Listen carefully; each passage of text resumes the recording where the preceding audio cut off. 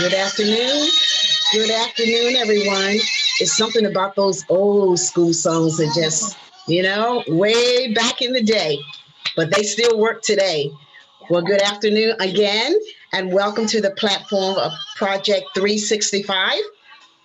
I am Portia Wheatley. I am the founder and the president of a nonprofit organization acknowledged as Trophy of Life Incorporated.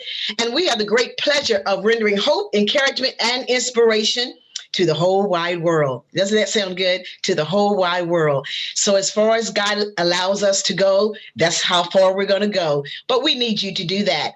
But at this moment, let's bring in my co-host. Hello, everyone. My name is Takara Swan, and I am so happy to be here. And today I have the privilege of having my wonderful friend, my sister friend, LaToya Hall, as a guest. And this is a testimony you do not want to miss.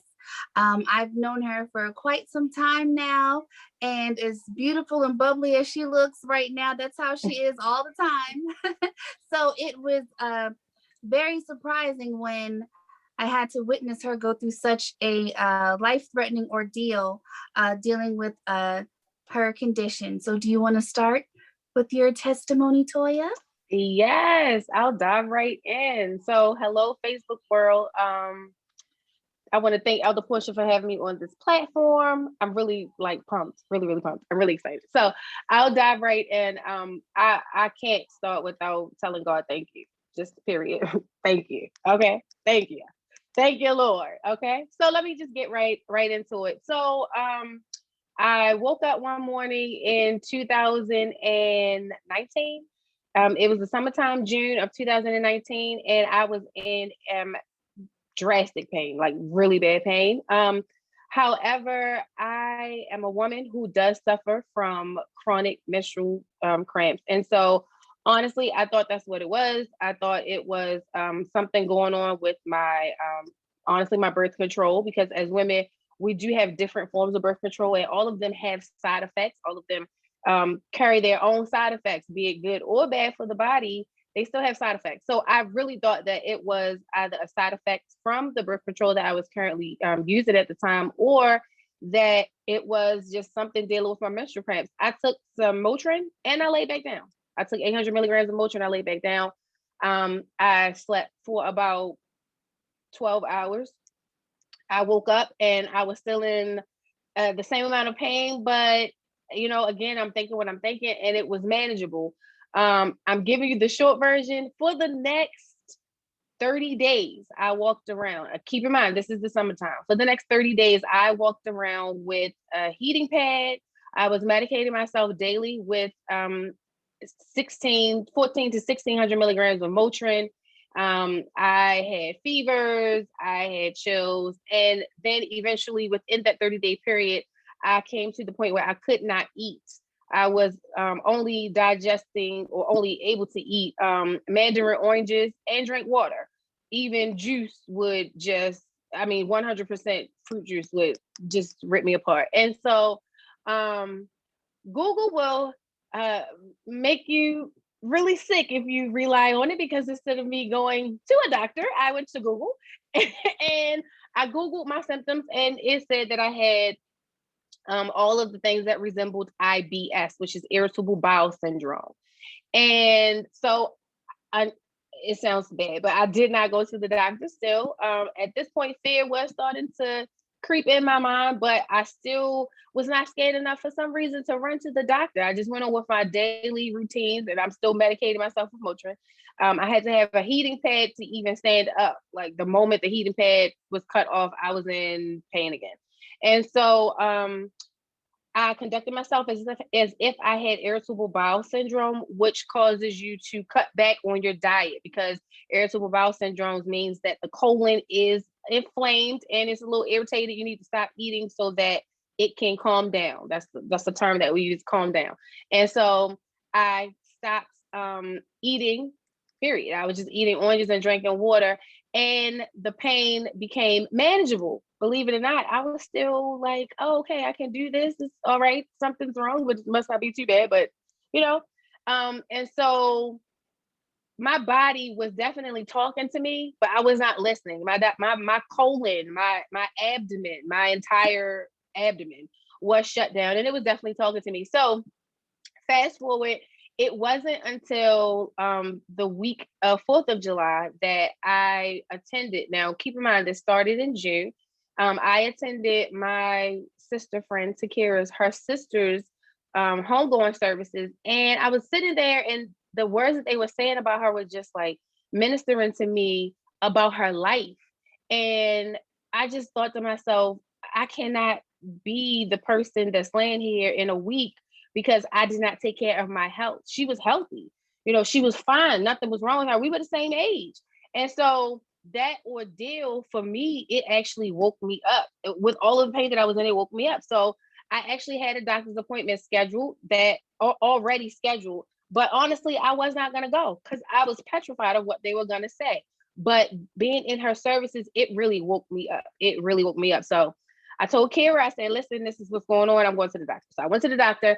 And prior to that, I had started having, it was to the point when I was going to the bathroom, I was not producing anything. So my colon was telling me, you have to go to the bathroom. I was not producing anything, but I thought I was going to the bathroom. So my body was definitely shutting down. Okay. So I go to the doctor on July 8th was my doctor's appointment. And I had to interject this because I always get so passionate about Kingdom Conference. I love serving for Kingdom Conference. And so it hit me during the week of conference. And I told Kira, I said, I'm gonna try to make it through conference so that I can serve. And then I'm gonna go to the doctor. And the Lord said, you will not. I'm shutting you down. So I went to the doctor that Monday. Conference was scheduled to start on Wednesday. Okay. So I was like, Lord, we're gonna get good report when we go in here, and I'm gonna be in service ready. Okay. And he said, that's so. This is what you're gonna do. So I went to the doctor, and my doctor looked at me. And mind you, I walked into the doctor on July 8th with a sweatshirt on, 2 pairs of leggings, socks, my hood to my sweatshirt on, a blanket, and a heating pad. And I had not taken my medicine that morning because I wanted to be able to give her a true gauge of the pain. Okay. Went to the doctor. She took my vitals. She did not have to look at anything else. She told me, you have blood in your urine. You have to go to the emergency room immediately.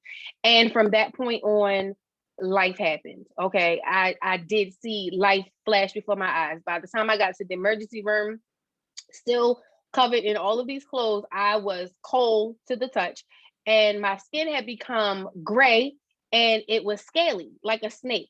And when I got into the emergency room, they immediately put me on morphine. And when you see that happen, it's like, okay, I'm dying. That's the first thing I thought. While I was in the emergency room waiting to get checked into the hospital, I had to go to the restroom several times because at this point, my body was starting to like really shut down. And so during that moment, one of those moments in the restroom, I always put this part in my testimony because it's so important. I saw death behind me. And I said, no, not right now. That's not what the Lord even deposited in my spirit. So I know it's not, you might be here, but you're here for somebody else. You're not here for me. That's not where we going right now. No, no, no. So I said, Jesus. I started calling with the name of Jesus. And I was like, right now, whatever I have to go through, I'm going to go through it. I need you, Lord, to please just calm my spirit because I was already scared. And I did not want to live in that fearful place. I really didn't, because I knew I was getting ready to hit something, and I wanted to be prepared, and fear would not let me be prepared. So I go back in the room into the triage, and I tell my mom, I'm like, listen, Mom, I just saw death. I just saw him. I told him he had to go. God gave me that power. You have to go. This is not what we're doing. So they admitted me into the hospital, and that was on a Monday. They kept me on fluids the entire evening, all night long. And Tuesday, the urologist came in my room, and his name is Dr. Scipio. He was like an angel sent. He came in my room and he asked me, he said, do you know what's wrong with you? And I said, no. He said, you have no idea at all. And I was like, no. He said, well, you look really good. Like you don't look like what your x-rays and your EKGs and your CAT scan, you don't look like what any of your tests look like. You don't look like that. And I was like, oh, that's God. I already knew what it was. I was like, okay. So, and that's the way I took it the whole time. I said, okay, so what's wrong? And he was like, you're smiling. I said, because we're talking about it. So the fact that we're talking about it, what's wrong? So he said, He said, over 45 days ago, over 45 days ago. And he said, this is only based on what I can see. He said, because your abdomen is so nasty and so cloudy right now that I really cannot get a clear view. But from what I can see, over 45 days ago, your colon ruptured. You should have been dead. He said, you have been walking around with all of your bile going into your abdomen. That is supposed to happen. You are supposed to become septic immediately and you are supposed to die. But you have been walking around, talking, fully functioning. You may have not felt good, but you've been walking around and talking for 45 days plus, okay? This is what I have to do to you. Young lady, I have to go into your abdomen. I am going to take your appendix from you. I'm going to disconnect your colon. The part of your colon that ruptured has mended to your appendix. So it matted to my appendix as if hair, like hair does. It has matted to your appendix. So I have to take your appendix. You have an abscess in your ureter, on your ureter. So I had to remove that abscess. But in order for me to remove that abscess and you not become septic, which is when infection enters the blood, that's when you become septic. Typically that happens and you do die. So he said, so I'm gonna have to give you a stent so that you don't become septic while you're on the operating table. When you leave from here, you are going to have a colostomy bag. You're gonna have 2 JP drains, which are 2 really long tubes that are connected to a bulb, and that's a form of them. That's a form that they use to get out infection. He said, we tried to give you just 6 drains and let you go home, but the entire urology team looked at your situation and said, no, she would die in 2 hours. We cannot do that. So we had to do emergency surgery. He said, are you okay with that? And I said, yes. And he said, I'm sorry, huh? Yes, I'm okay with that. You just told me that I should have died over 45 days ago. And again, we are here talking about it.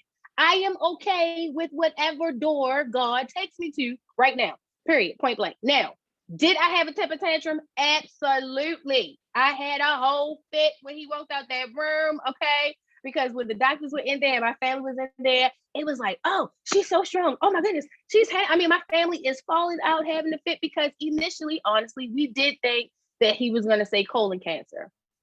So in my mind, anything less than that, what? I'll take that. Okay, what? Because God is not going to take me there and leave me hanging. He let me walk around for 45 days and you might hear my feet stomping and everything, but I am like super excited about it. He did not send me through that and let me go 45 days, okay, and walk around and live and be able to talk about it for nothing. Are you serious? No. Yes. If this is what I have to do, I'm going to cry it out when I want to cry. I'm going to have my fits and I'm going to do it. Okay. So I had my surgery. I wake up. Everything that he said I would feel physically, I felt it. But one of the cool parts, whether it's unbelievable or not, is that I could eat now and not have pain. Okay. So now I can eat and I don't have pain. Yes, I have this bag. And again, I'm giving you the short version because some of the stuff I went through mentally, it was hard. It was really hard, but God, okay, period. But God, like there's nothing else to say but God. So I wake up, I have 23 staples, I have 2 JP drains, I have a colostomy bag, and now I have to learn how to function with it. And yet again, God says, I got you here, but guess what? Listen, I'm gonna be honest with you. Through the whole process, as positive as I was, I still could not bring myself to look at my stoma, okay? The stoma is the part of the colon that is outside of the body. That is called a stoma. And so I just could not bring myself. The whole time I kept it, I had it for 3.5 months and it had to be changed every 2 days. So you have to deal with it. You have to interact with it. If you can't accept it, it is really hard on you because you have to interact with it. It's not something that you just put under your clothes and it's just there. You have bag malfunctions. You have all kinds of issues. You have to learn different products. You have to learn the tapes to use, what bags hold odor better than some. And you have to learn all of that. And then I tapped into the compassionate side because I'm like, God, I'm feeling some kind of way. I'm having my sad days and my sad moments, but I only have to keep it for 3 months. There are babies born with 2 colostomy bags. I'm gonna tell you, there are actually 2 women. There were 2 women that came in the emergency room with me that night They were older women with the same condition, and they already had one and would leave with two, and theirs would be permanent. So what I had to understand was your cross is your cross, but he didn't give it to you for no reason. All right. And it's for you to bear. And you can bear it. You can bear it. Because the word tells you he doesn't give you more than you can bear. You got to believe that. You got to believe it. So I wake up, I have these new contractions. I have to find this new way of life. And my husband, let me tell you, I joined a group called the Stoma Group on Facebook. And one thing that I feared, honestly, when I woke up, because I saw so many people saying how once they had this condition, their spouses did not want to interact with them. They didn't want to be around them. Their children talked about them. People, you already kind of feel some kind of way because it carries a little, you got to get comfortable with the odor and the smell sometimes, and bag malfunction. Sometimes it leaks. So I was really fearful of that. I'm young. And my husband is young. So it's not like we've been married for 50 years and we've been through and we've enjoyed life. So one of my biggest fears was, oh God, I hope he still likes me.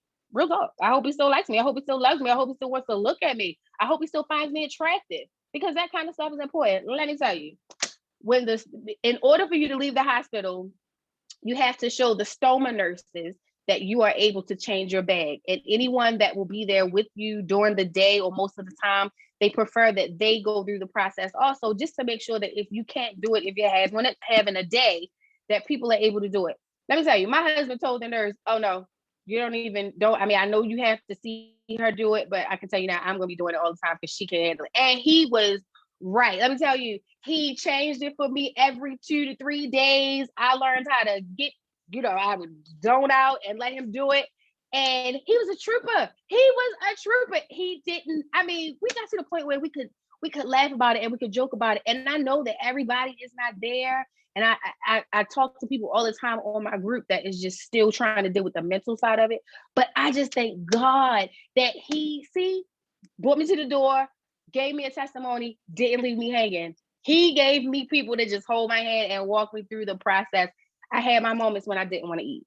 I definitely had my moments when I had to talk to, because they appoint you a psychiatrist if you want one. I had my moments when I had to talk to my counselor, because I understood how you acquire food anxieties. You either get to the point where you eat and you don't want to process it. So you eat and you want to spit it up because you don't want your body to process it because of the pain, or you get to the point where you don't want to eat at all. Bulimia and being bulimic is a very easy thing to happen or to get when you have colon issues. And so I came out of it in November of 2019. Mind you, this all happens in a year. In a year, it ruptured. I got my colostomy bag, had another surgery, and got put back together, all within a year. Okay, because I only kept my colostomy bag for 3.5 months. So in November, I had my surgery. Well, October 30th, sorry, the day before Halloween, I had my surgery to be what we call put back together. And they reconnected. They checked to make sure that my colon had healed where it was disconnected at. They sure it had healed. They put me back together. They removed my colostomy bag. And since then, I can say that life has changed so far as diet, because I do have to still watch with what I eat. I now have a condition. So the condition that I have is called diverticulitis. And that is when the colon has ruptured. Diverticulosis is the condition before the colon ruptures, and that's when you have what they call polyps. So I was used to hearing that term in my family, because my family, the older people in my family, my mom, my aunts, uncles, they had polyps. And the thing is, when the doctors were looking at me, they were really shocked, because my condition normally does not happen to people my age. And so they were shocked that happened to me that young at such on such a large scale like it did. But I have to tell you this. During my process, the 45 days that I was walking around and my bowel and my stool was going into my abdomen, the doctor told me that my white blood cells did something remarkable. So I heard God did something remarkable. That's what I heard, okay? But he said, your white blood cells did something remarkable. He said, they did what they were supposed to do. He said, they took all of the infection in your body and or attempted to get most of the infection in your abdomen and ran it all to one space and actually created a tunnel.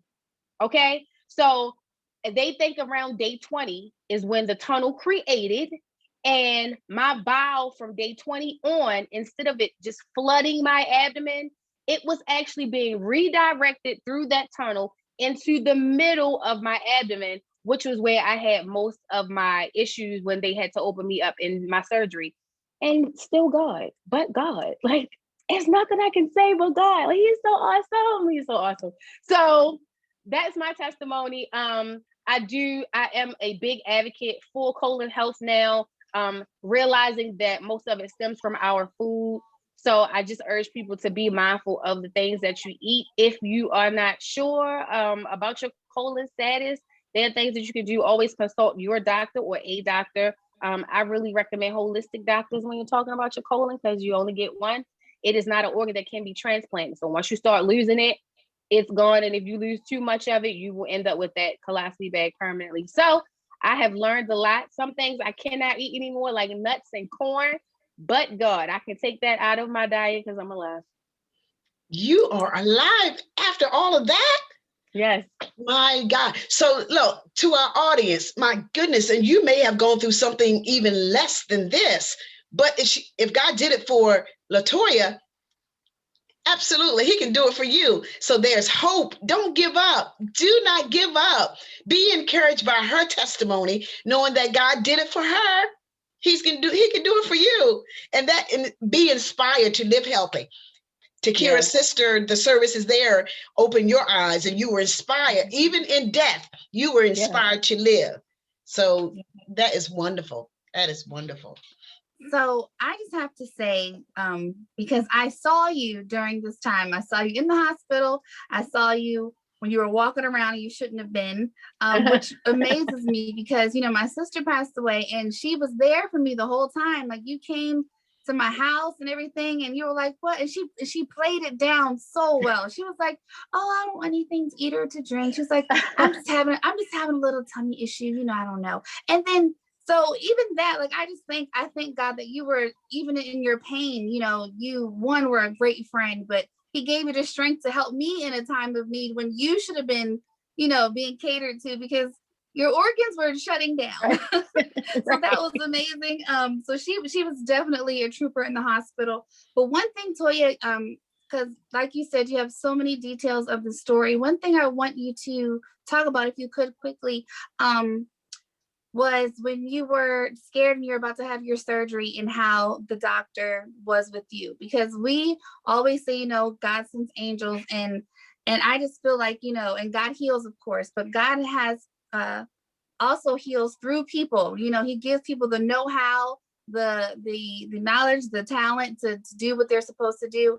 And if you could just tell them what your doctor did for you, because that is not something that doctors do. Yeah. So Dr. Scipio, he was actually my urologist, and he was the head of the urology team.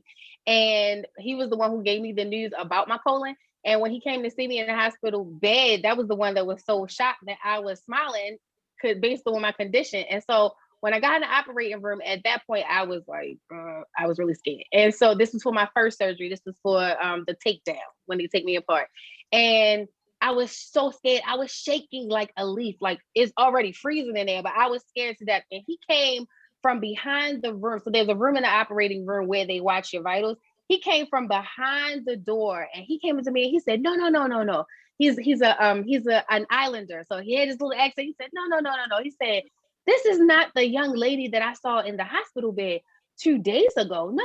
He said, you are fine. He said, shh. And he just started whispering and, shh, come on, calm down. And he gave me he said, this is a relaxation massage from the knee down to my foot. And he just continued to calm me and just speak over me. And it did not feel, because by no means, I know some people might be like, our doctor's not rubbing on me like that. It did not feel, it just felt like, it felt like God sent a calming angel, a spirit, an angel to sit and just calm me and soothe me, because the other doctors are moving you, shaking you, doing everything, getting your IV in. And he just came and just calmed me. And I did not see a man. I saw a light. I saw the light of God. He had And I was telling Kira that my surgical team, or all of the doctors that I came in contact with, I don't know whether they were saved or not. Dr. Scipio, I know Dr. Scipio was, but the team together, I don't know if they were saved or not, but they had a God spirit on them. They were all calm. They all had a calming. And so the process, God said, I just felt like he said, I got you. I'm sending you people. I got the whole team worked out. The whole team. I got the whole team worked out for you, and they're gonna keep you calm, and you're gonna glide through this, and you're gonna have something when you come out. You make me tear up every time. Like, I always try not to cry.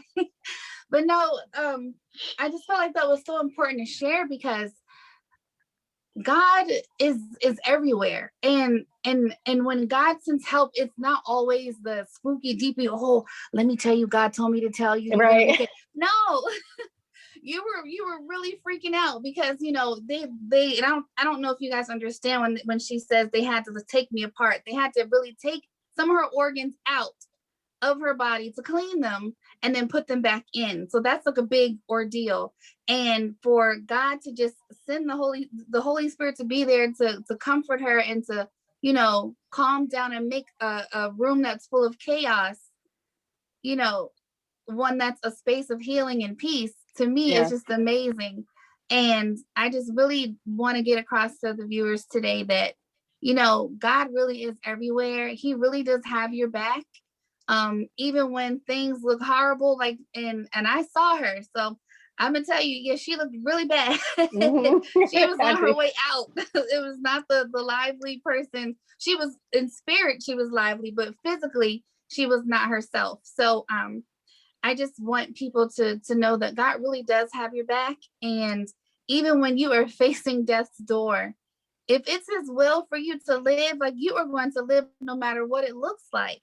And he will send people to aid you and to help you along your journey, so that, you are physically not by yourself. So I just wanted to put that out there, because that's such an important piece. And I just love your testimony. So I'm telling you, it gives me chills every time. And I had to keep myself together, because, I really do love you. And I watched, someone I love, like, God perform a miracle like it was nothing to someone I love. And I'm just so blessed that I was able to see the graciousness of God, and how eloquently you were able to talk about it and deal with it when a lot of people would not have been able to. So do you have anything else to say, Ms. Why are we wearing blue? Yeah, so I was going to say that. So blue is the color for Colon Awareness Month, which is the month of March. So blue is our color. And for ostomy awareness, that color is the color brown. It's like more like a chocolate color. And ostomy patients are patients who have colostomy bags. Okay. See, we learn something new every day. Yes. So you're going to wear blue for the remainder of the month? Yes. Okay. And whenever I actually like blue also. So whenever I get ready to go out for the month of March, yes, blue is my color. So if the praise team doesn't have a uniform per se, I want to make sure I see you in blue. Yes, ma'am. Let me see what other blue I have upstairs. I'm like, and it's amazing. Well, this is a free flow platform anyway. Takira texted me and said, "Do you have blue on?" I didn't have blue on, and it was like 5 minutes before we air. I'm like, wait a minute, let me go change. So anyway, we're so glad that you're here to tell your testimony. That is wonderful. So to our audience, we want you to make sure you share this with someone else who may, even if it's not diverticulitis. Did I say that correct? Yes. Even if it's not that, they may be going through another illness or some type of situation that they just don't know how they're going to deal with it. Let them hear this testimony of how low she got in spirit. But then again, for the most part, she was up and at it. God kept her at a place where he could just allow her to ride the wave.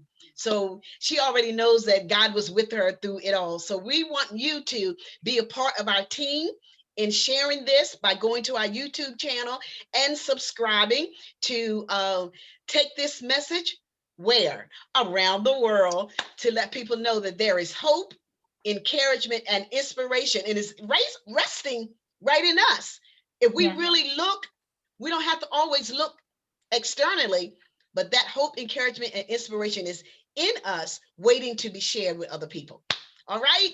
Well, we shall see you on tomorrow. Thank you again, LaToya. Thank and you. We will check with you later. Bye, guys. Bye.